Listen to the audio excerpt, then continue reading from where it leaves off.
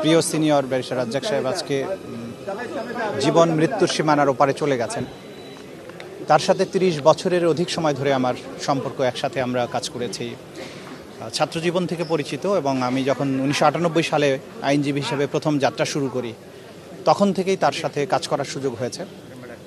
আমি মনে করি যে তার মতো একজন আইনজীবী এবং তার মতো একজন মানুষ চলে যাওয়াতে বাংলাদেশের আইন অঙ্গনে একটা অপূরণীয় ক্ষতি হয়েছে। কারণ বর্তমান সময়ে যখন মূল্যবোধের একটা বড় সংকট চলছে, সেই সময় সুপ্রিম কোর্টের মতো জায়গায় এরকম নীতির প্রশ্নে আপোষহীন আইনজীবী, যিনি যখন যে মামলা নিয়ে দাঁড়াতেন, সেই মামলার ইনস আউটস সব কিছু পড়াশোনা করে দাঁড়াতেন, আইন জেনে দাঁড়াতেন এবং আদালতকে সঠিক যুক্তি দিয়ে সঠিক সিদ্ধান্ত গ্রহণে পৌঁছার ব্যাপারে তার আপ্রাণ চেষ্টা ছিল। কখনো তিনি সেখানে রাগ করেননি। আদালতে যখন তার স্মার্ট উপস্থাপনার ভঙ্গি ছিল, এটা আমাদের সকলের কাছে অনুকরণীয় ছিল।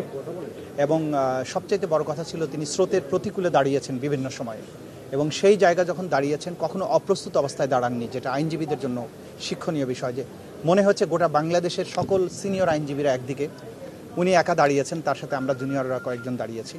কিন্তু সেই জায়গায় তার নিষ্ঠা, তার যে চেষ্টা ছিল গভীরে যাওয়ার, এবং সবচেয়ে বড় কথা যে দৃঢ়চিত্ত, সেখানে তিনি সেই বাধাগুলো অতিক্রম করেছেন।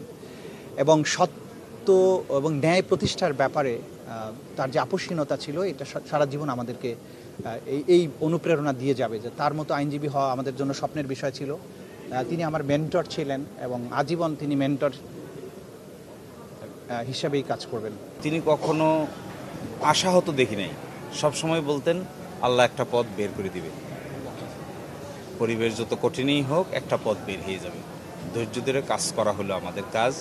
আইনজীবীর কাজ হলো চেষ্টা করা, আর বাকিটা আল্লাহর উপর ছেড়ে দিতে হবে। আর একটা জিনিস আমাকে সাংঘাতিকভাবে মোটিভেটেড করে, উনি যদি আমাদেরকে কোনো কিছু বলতে চাইতেন তাহলে উনি প্রক্রিয়া করে বলতেন। আমার মনে আছে, আমি মনে হয় এক সময় একটা বলেই করেছিলাম, উনি আমাকে বাসার দাওয়াত দিলেন, দাওয়াত দিয়ে বললেন আসুন। গিয়ে দেখি অনেক খানা দানা নিয়ে উনি বসে আছেন।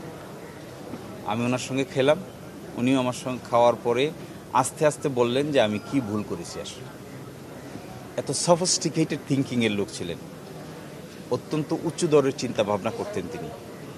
এবং খুবই ইন্টারেস্টিং, আজকাল আমরা মানুষের মধ্যে যেমন ঔদ্ধত্য দেখি, গর্ব অহংকার দেখি, উঁচু গলায় কথা বলতে দেখি, ক্ষমতার দাপট দেখাতে দেখি, উনি কোনো দিনই এটা পছন্দ করতেন না। উনি সবসময় আইনের শাসন প্রতিষ্ঠা করার জন্য বিনম্র চিত্তে চেষ্টা করতেন। কোর্টের প্রতি ছিলেন বড় ধরনের আস্থাশীল। কোর্টকে উনি কখনো এলোমেলো ভাষায় কথা বলতেন না। পরিবেশ যাই হোক না কেন, ধৈর্য ধরে আস্তে আস্তে বলতেন। যিনি এখন বোঝেন নাই, আমি হয়তো ভালো করে উপস্থাপন করতে পারি নাই, এই কারণেই বোঝেন নাই।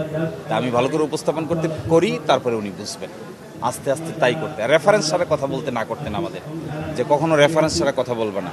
তোমার কাছে যদি দলিল না থাকে তাহলে তুমি অযথা বক্তব্য দিতে যাবে না, আগে রেফারেন্স জোগাড় করো, তারপরে জজদেরকে বলো। এগুলো আমাদেরকে অনেক মোটিভেটেড করে।